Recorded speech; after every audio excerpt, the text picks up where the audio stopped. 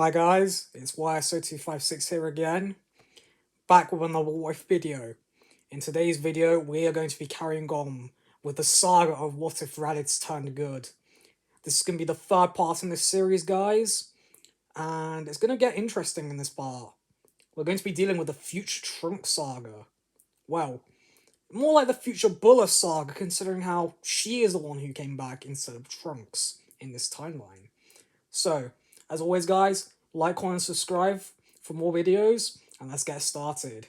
So, we last left off with Goku, Vegeta, and Raditz dealing with Frieza on Namek, and heading to Yardrat once planet Namek had been set to explode, thanks to his Death Ball technique. They had trained with the Master Pabara in Spirit Fusion and Spirit Control, and landed back on Earth a year and a half later. They were then approached by a purple-haired woman around the teenage years, and both Goku and Raditz were asked to speak to her. They then go a few miles away. She wanted to get some distance so that no one else could hear what they were up to, especially Piccolo, since she knew that Namekians had extremely perfect hearing. They then landed in the wasteland, and Buller spoke to them both. "Thank you for joining me so quickly." You're welcome?" says Goku. He is so confused. He has never met this woman before, but for some reason, he and Raditz both think it looks like Bulma for some weird reason. Anyway, as I said, my name is Buller, and I come from the future. She is trying to not give anything away that she is related to Raditz or Goku, for she does not know that this could affect the time travel continuing or not. Anyway, I've come with a warning. In approximately 3 years, 2 androids created from the Reverend Arnie will come and destroy Earth as we know it. Androids? Wait, I think I remember Kakarot telling me about them. I mean, I did destroy some guys from the Reverend Arnie a few years ago, but I don't remember having to deal with any androids, says Goku. They were created by Dr. Gero. He wanted revenge on you, Goku, Buller says. Raditz is so confused. He looked like he had looked at Bulma earlier, and noticed how Buller looked exactly like her somehow. But how could that be possible? And her hair, it looks a lot like his. How is this possible? You look like Bulma, and you have the same exact hair as me. Please, I can't tell you anything. It could destroy time as we know it. It could even mean that I don't exist, says Buller. I will tell you one thing, though. In my timeline, nobody survives. Goku and Raditz are both confused. They both had immortality, right? So did Vegeta. Surely those 3 at least could have survived. Buller then says that, yes, they did still have their immortality, but unfortunately in this timeline, Gero knew how to seal them away, and Goku realizes what they're talking about. The Nafuba! So that's how he was sealed away, brother. The what? It's called the Evil Container Wave. Goku then informs Raditz about what the Evil Container Wave can do, sealing an opponent away, which could also deal with someone who was immortal. I could see why that would be a problem for us, brother. Buller then goes on to say that yes, that was the case, and that in her timeline, those 3 were sealed away, leaving only Piccolo, Gohan, Krillin, and the rest of the Z-Fighters to take on the androids, but they were powerless against them without their immortal friends. The only ones to survive were myself, she's trying to not say mother, Bulma, and Gohan. Gohan then trained me to get stronger, but he in the end even died, and then Bulma made the time machine to send me back into the timeline. Goku and Raditz were really confused now, so they had only 3 years to train harder than they ever had before. Raditz had only just gotten used to training, seeing as he had before then relied solely on Zenkai boosts. Also, you might want to get Vegeta to train with you. Oh, very well. Anything else we should know? I think that's everything. Oh, yes. Make sure you get that prince a girlfriend, she says. Confused, Raditz just nods. He doesn't see why Vegeta would need a girlfriend after all. Like, the prince would actually care about royal decrees of marrying down and having offspring. He doubted Vegeta would even care about this, only wanting to get stronger. But, he would try his best, he supposed. Buller then went back in the time machine and left for the future. Wait, Goku says before she leaves. Will we see you again? Maybe. If I'm able to survive the next 3 years, I'll come back and aid you on your mission. She then leaves without another word, and Goku and Raditz fly back to the Z-Fighters. Guys, we've got 3 years to train up until some cyborgs arrive on Earth. We won't need to worry about them, Kakarot. We're immortal after all, Vegeta says confidently. His Saiyan pride and arrogance clearly is on display right now. Goku then informs him how that in the future, they had been sealed away by the evil containment wave, not being able to fight at all.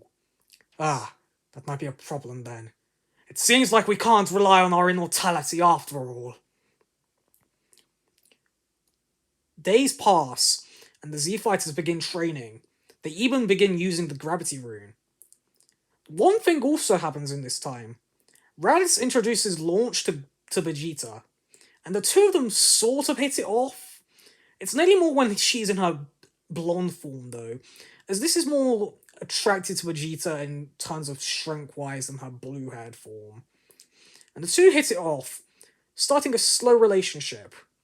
And one night, they even have a child together. The 3 years pass, and the Z-Fighters get increasingly stronger, getting to even stronger than what they were in the original timeline. And even in this timeline, the 3 Super Saiyans realized that Super Saiyan might not be enough, so they tried to reach a level beyond it. They first tried to go beyond their form, making newer forms, but after they had achieved the second form and gone to the third, they realized that the third form was too slow. It slowed them down. Yes, granted they gave them power, but what was the use of that if you couldn't move? And so they worked on making their base Super Saiyan forms mastered. Mastery of this would be able to get them higher forms. They also ensured that Gohan would be able to become a Super Saiyan as well. And in these 3 years, Bulma and Raditz's relationship blossomed. They had gotten married and also had a kid named Buller. Raditz was surprised about this, seeing she has the same exact name as that girl who came from the future. Could it have been her? No, couldn't have been. But she said her name was Buller. Raditz is really confused about this. At the same time, over these 3 years, Vegeta and Launch's relationship had blossomed as well, and they had a son. His name was Trunks.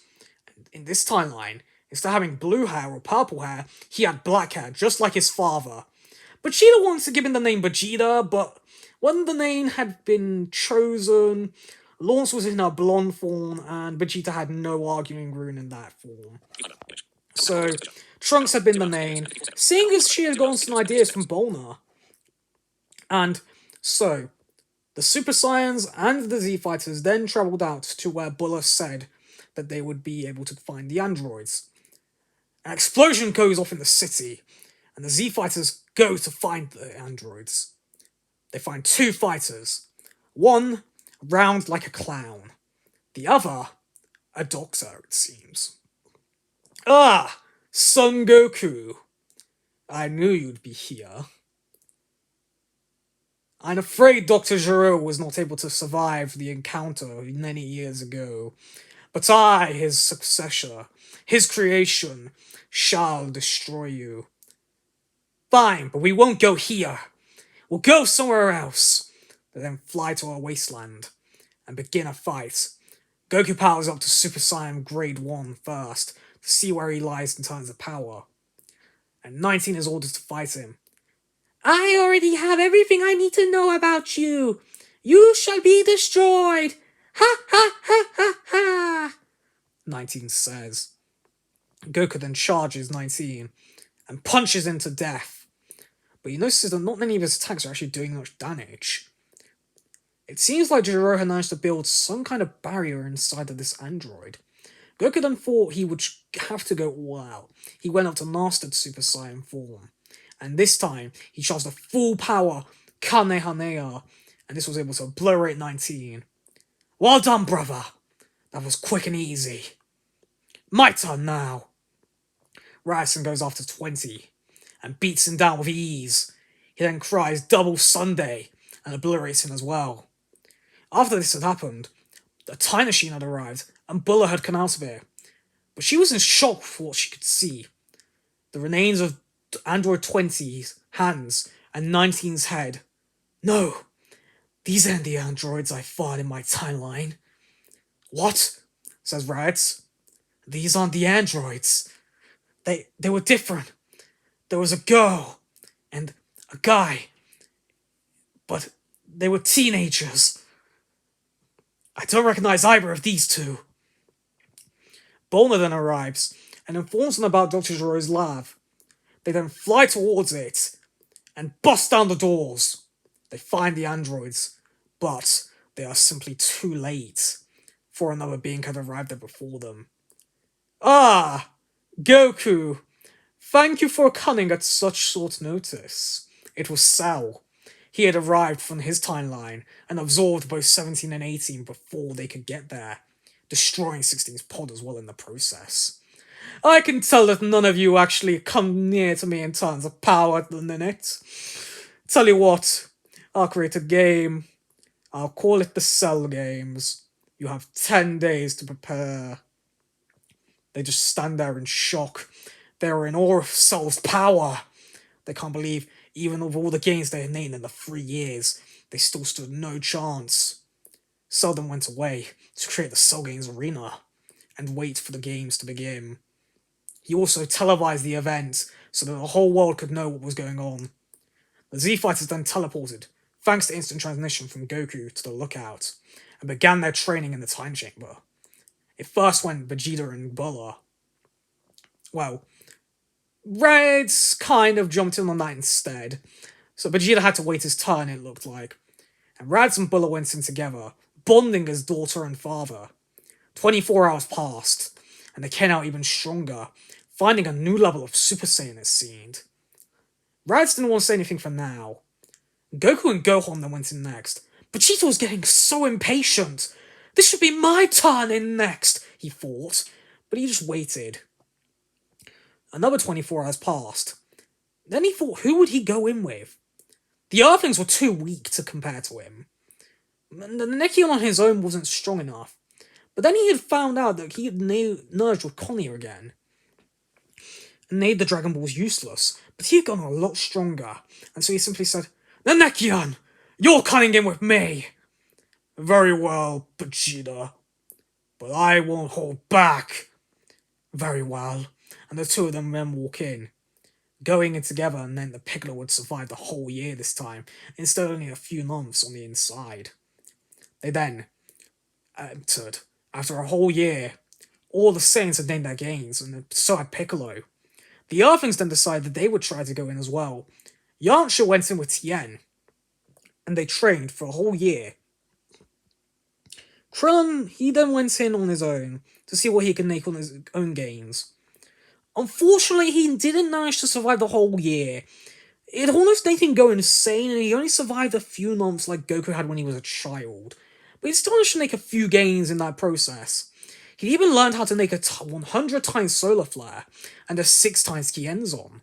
He thought these would be handy if he needed to fight at the Cell Games, but he personally hoped he didn't have to.